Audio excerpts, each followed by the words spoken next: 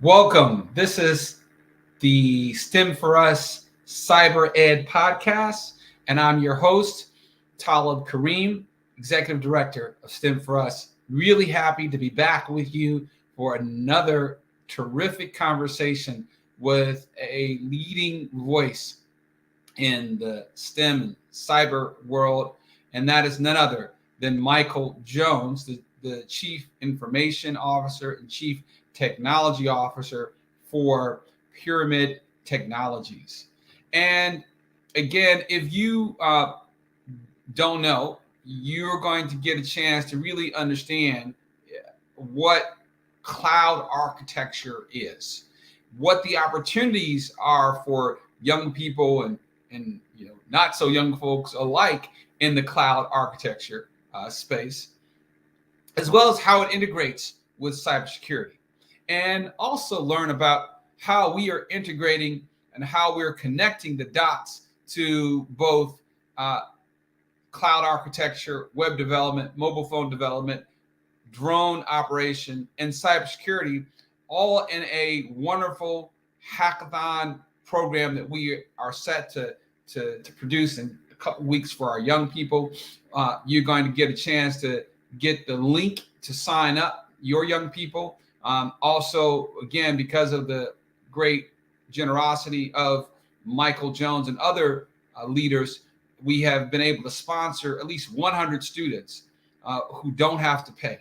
So you're going to get a chance to get that link to sign up without having to pay for that great opportunity, and learn exactly how much in money the young people can win if they are able to get some of these great projects that we're looking forward to helping them to build. So if you haven't already done so, subscribe to the program, like the program, share the program, and get your questions ready for our special guests. So without further ado, let me go to that guest.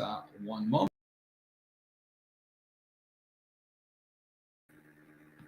All right, I'm back with our special guest, Michael Jones. Michael, how are you today? I'm good, Talib. How are you, man? Good to see you.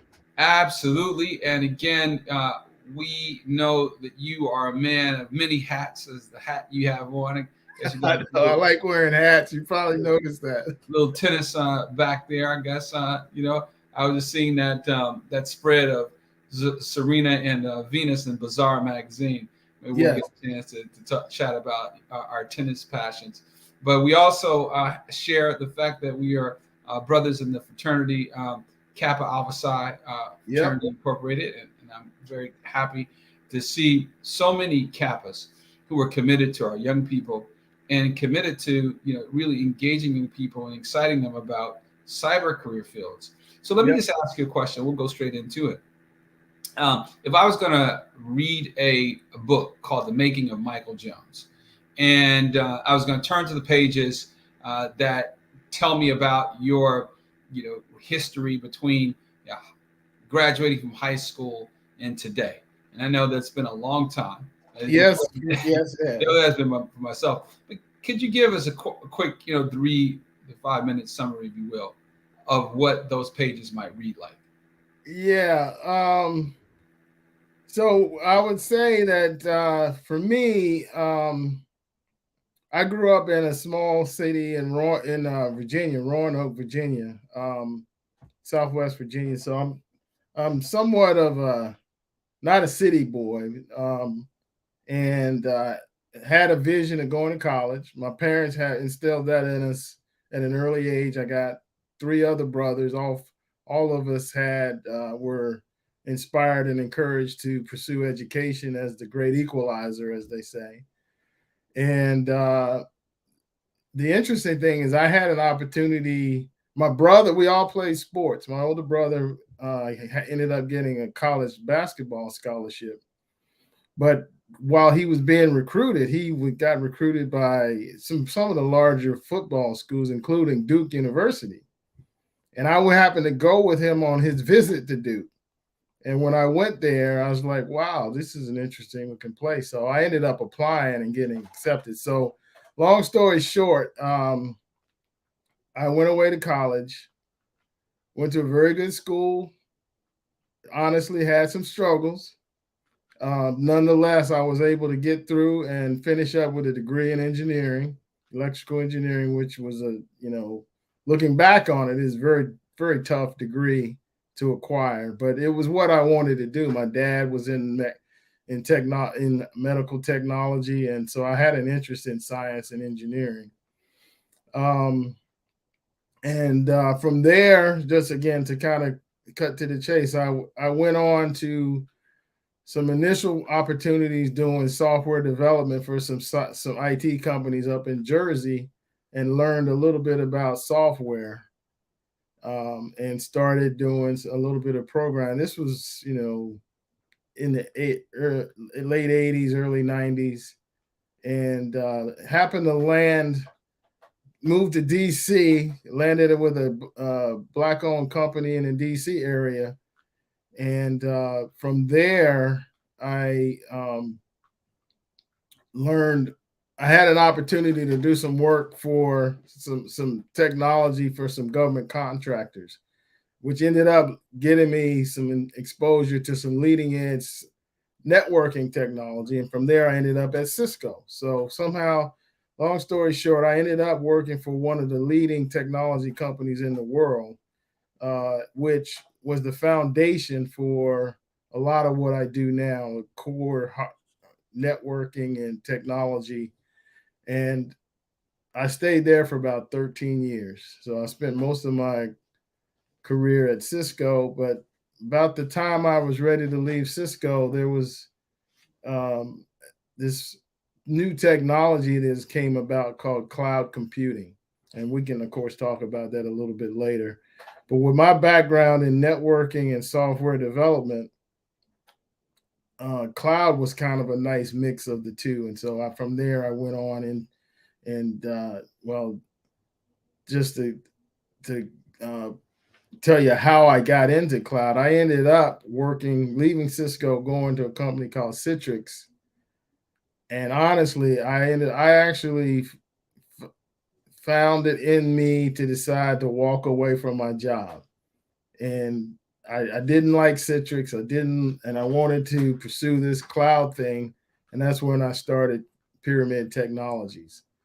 I was disappointed with some of the things that were going on at some of the technology companies, and I felt that I could do things on my own. So I talked to my wife one day. I said, "Hey, you know what? I'm going to break out on my own." I had done a little bit of part-time work in the past, so I knew a little bit about it. So in 2014, I left Citrix and started Pyramid Technologies. So I don't know how much of that that's an exciting career. Now, tell me a little bit. You kind of skipped through your, Duke University years. Give us a little bit about a snapshot to connect some of the young people who are looking at, going into the cyber careers with what you were able to gain in your experience at Duke, and some of the interesting projects that you've been able to work on so far. Why don't you give us a snapshot of that? Okay, absolutely. So Duke was, as I mentioned, it was a very competitive school. And what I quickly learned when I got there was that I wasn't actually ready for the rigor, to be honest.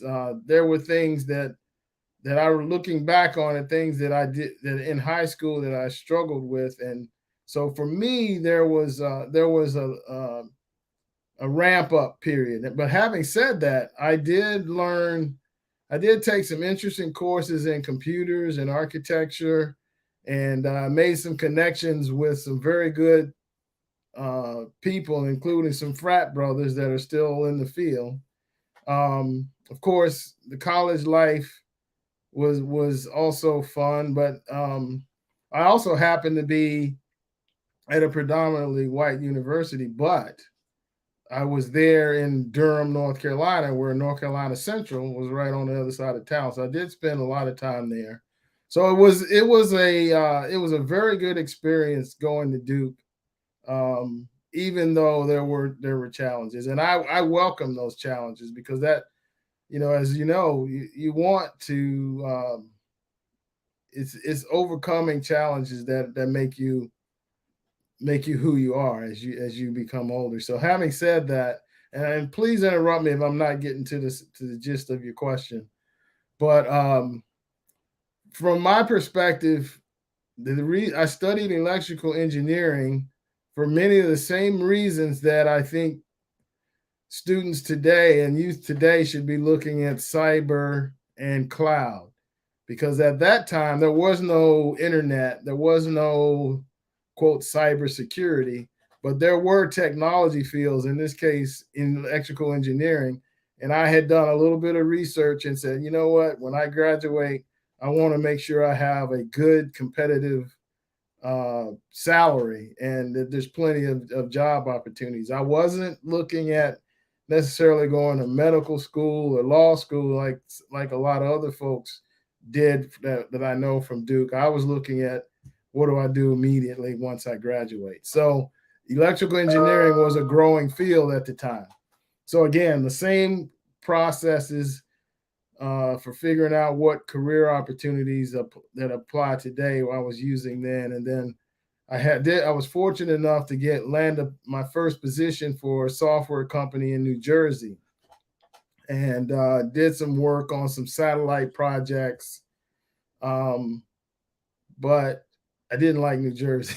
No offense to anybody, but being from Virginia, New Jersey it was culture shock for me. So I ended up 2 years later moving to in fact, it's interesting, the company that I worked for in Jersey, the gentleman that was the manager of that office started a technology company in DC. He was Black. He asked me to come to DC to join him. So that's how I ended up in the Washington, D.C. area working for that company. Unfortunately, that company went out of business, but I was able to still use that experience to find other opportunities.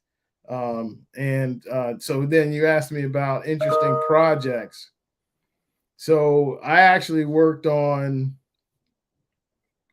at the time, again, there was no internet. There was no, the internet was kind of basically run by the government and the DOD. So we were using internet technology, but it wasn't the global internet that everyone uses today. It was mostly used to connect military facilities and universities. So I was doing work on those projects, and one of them was managing simulations for different government and military contractors.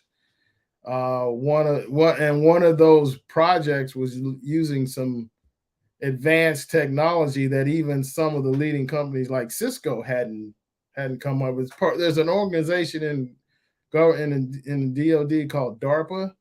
In fact, they're the guys who invented the internet. Well, they had a project that I actually was fortunate enough to work on that involved using a lot of advanced technology. And because of my experience there, I got an opportunity to go to work for Cisco because of some of the things I was doing. So what I guess the point I'm making is, as you move into these opportunities, there will be projects and things that are challenging, but also innovative and unprecedented. And as you move into these technology areas and into your career fields, when you can find those opportunities, we should jump on them. We should try to look into learning as much as we can and making the best of those opportunities, because they lead to other opportunities, and you build relationships when you do that lead to other opportunities as well. And I know that you're going to be looking forward to coaching again. You coached the team for the STEM4US Hackathon in the fall, and you're looking forward to doing that again. And I want to, and you have also, I think, sponsored a number of students. So we have up to 100 students that have been sponsored so far due to the generosity of leaders like yourself, and we're grateful. But tell me a little something in terms of how you connect the work that you do, cloud architecture, which could seem really kind of esoteric or not something that young people can wrap their heads around. Tell me something I know young people can wrap around their heads around. That's money. So how much money can a cloud architect make? And and what are some of the the benefits of your job? Yeah, so thank you for the question. Absolutely. I actually did, and I'll be happy to share some of these links with you as part of this. But I actually did a little research before our call. There are opportunities in what's called cloud, and when we say cloud, what we're really talking about is the evolution of computing from the old days where computers were managed and controlled by businesses inside of their facilities, inside of their data centers, and the people had to buy and manage those on site. What has happened is with the advent of the internet and the ability to connect at high speeds, all of a sudden those machines didn't necessarily need to be on site any longer. They could be inside of a remote location, and you could basically purchase or use that on an as needed basis. And that's what cloud is. And we use the cloud every day, and a lot of people don't realize it, but just about everything we do now, from email to your financing applications, a lot of those things are remotely located, and you're connecting to them over the internet, and a lot of that is cloud based. So anyway, to answer your question, the research I did here recently for an entry-level cloud certification, I think the one I have is Amazon Web Services shirt on. I don't know if you can see that. That is they are the leading vendor in cloud, and their entry-level certification is called a cloud practitioner, and the median level that I saw here recently, and I'll send these links. You can make well over $100,000 is once you get a cloud practitioner certification, and that's the entry level. As you move up from the practitioner to their architect and the architect professional certifications, and I see I get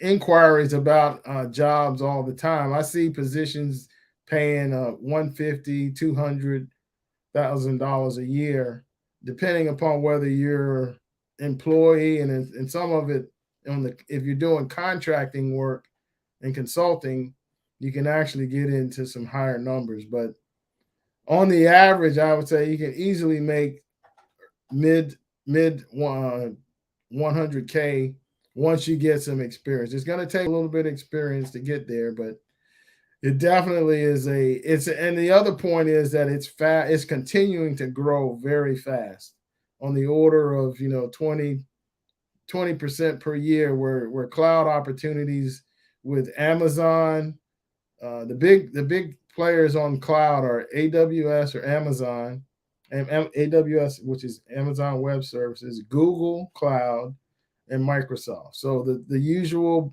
players are very instrumental in the cloud. And then there are others as well, like IBM and Oracle. But there's a lot going on in the cloud space.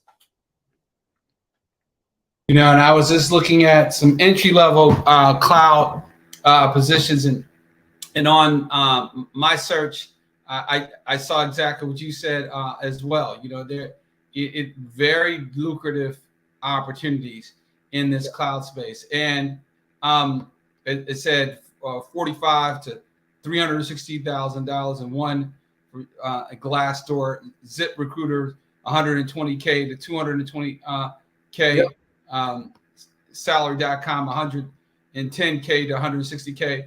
So, and let me ask you, do you need to have what kind of certifications do you need? Do you have to, be a college graduate like yourself from, a really expensive school, you know what I mean? Yeah. Or can you, get into this space without that type of background? That's the thing I love. That's probably the thing I love the most about it. And you do not have to have a college degree to be successful in this field. You do not need to pay, to go into an enormous amount of debt to get the certifications or to get a degree in order to do this.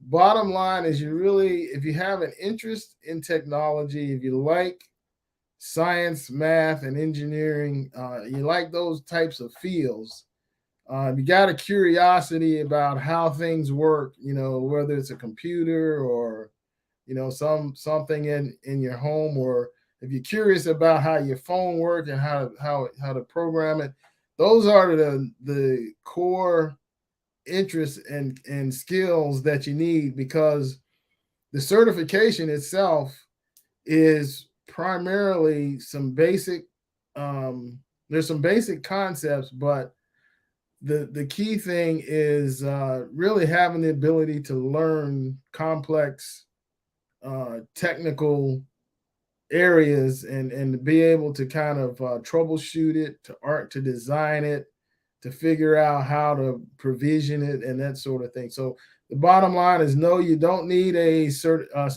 degree, but that certification kind of gives you the ticket that says, okay, this guy has the foundational understanding. This guy or girl has the foundational understanding of the technology. Oops, sorry about that.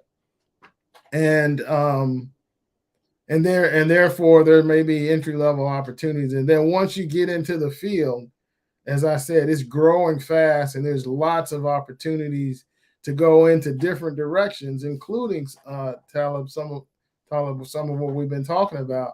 Once you're in, if you enter into the area of cloud, there's opportunities to do cyber, because cyber touches everything, including cloud. There's areas that go into management, program management, and leadership. There's opportunities to go into. There's a legal component to it as well, and even the business side of it, where you could go into sales and marketing. So it's an entree into a very broad field and a very fast growing field.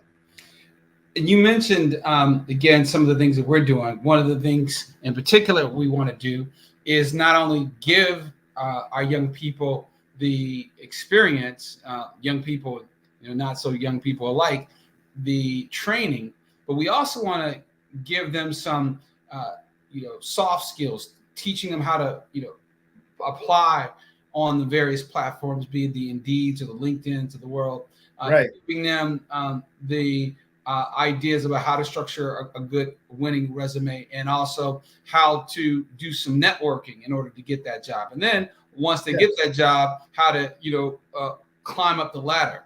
Can you tell us a little bit as we look at the program that we mentioned earlier, and we'll look forward to putting a link back. This is Cyber Hackathon. What was your experience like last year in terms of the presentation that you made and some of the projects that the young people who you worked with were able to actually build?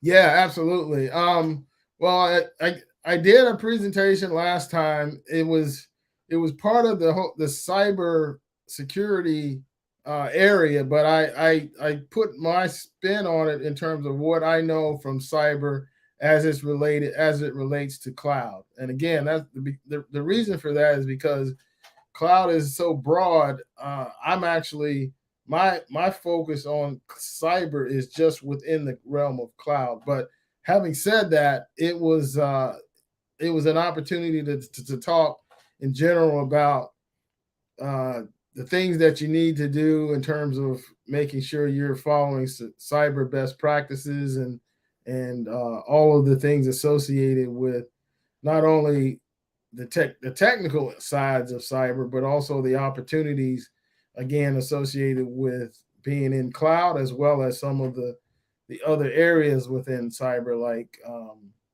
training and auditing, and there's a variety of different areas that you can go within the cyberspace as well within the cloud space. So that's what I talked about. And then the other part is I did lead a team of students where the idea was to come up with a solution to a problem in the community. In this case, it was to address a creative way of addressing violence in the community. So we basically came up with a platform or a tool that would allow folks that are that are in a situation where they need it, maybe in a situation where they need some help, or where they need to reach out, and a way of automatically notifying or reaching out to someone if they were in trouble, and to help avoid a bad situation. And so we were leveraging internet technology, we were leveraging a web-based platform, and we were writing the basic code in order to make that happen. And a lot of the development tools have something called an API, or the ability to connect to other types of services on the internet, like, for example, something that would give you your geo coordinates where you're located. So we were able to incorporate that into the app and use that to feed the GUI, or the graphical interface on the application, and then send a notification. So that was a very small example and one example of many different kinds of things that folks could come up with as part of this. But that was what my team was focused on. And how old were the young people that you worked with? Do you remember? Yeah, they were, I want to say they were 14, 15, 16-year-olds. So they were still in high school. They were young. They were very, very smart, very capable, very creative, and very enthusiastic. And I know we had some students who were as young as 9 and 10 years old, and again hanging in with the older guys. That's exactly right. That's exactly right. Like, I think one of the teams that won had about a bunch of middle schoolers. That's right. That's right. And that's the amazing thing about this technology, and the generation of today is it's second nature. They're constantly on the computers and the phones and the games. So it's almost it just comes natural almost even to the young folks, and that's really exciting to see. As we again, and we'll put on the screen again the background for the hackathon. But tell me, if you were going to give yourself some advice, at the age of 17, or even younger, at the age of some of the people who you're looking forward to coaching, what might that advice be, Michael? That advice would probably be to give myself a little bit of a break, and don't be so hard on myself, particularly if we struggle with something. That would be one. Number two would be what's the word I'm looking for? Make sure you take full advantage of the opportunities that you're given, and don't fully apply yourself. So there were times when I probably took some things for granted, given my youth and inexperience.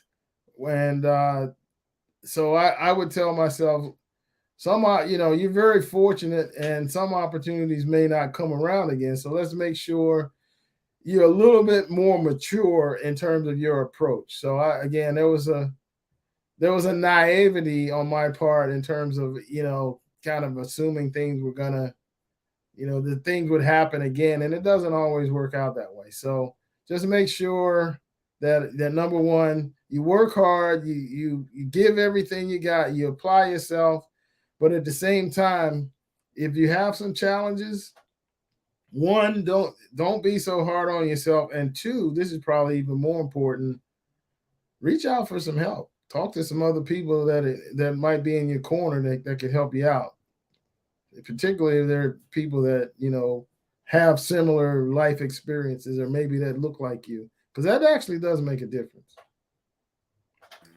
And again, you mentioned the idea of reaching out to people, and I think I would be remiss if I didn't mention one of your chapter brothers, Dr. Larry Johnson, who was the one who connected us. Yep. And we reached out to him as well as a number of the brothers to see who they knew.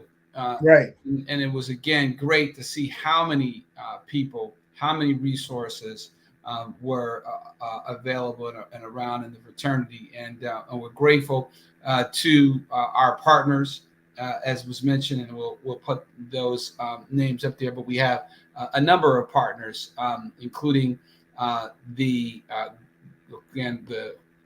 fraternity, Kappa Alpha Psi Fraternity, and also we have the Edison Electric Institute. We have Charles Carithers. We have Pyramid Technologies, LLC, Sharifa Maston, Black IO, and others whose names have yet to be added. But again, I really am grateful to you for taking your time to be a part of this wonderful and a rewarding program.